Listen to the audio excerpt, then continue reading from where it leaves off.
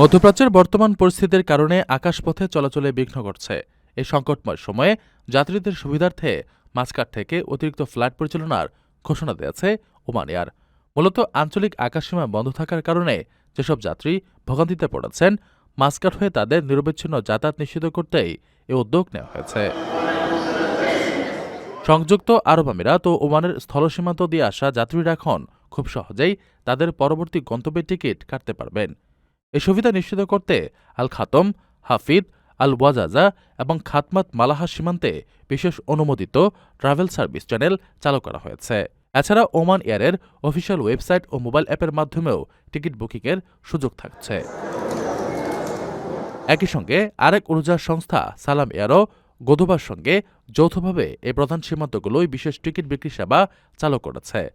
ফলে আমিরাত থেকে ওমানে প্রবেশ করা যাত্রীরা সীমান্ত থেকেই খুব সহজে টিকিট সংগ্রহ করতে পারবেন।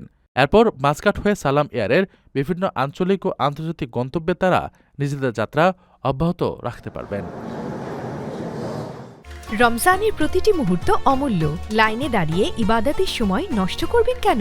ঘরে বসেই মুহূর্তে টাকা পাঠান প্রিয়জনের কাছে গালফ এক্সচেঞ্জ মোবাইল অ্যাপে।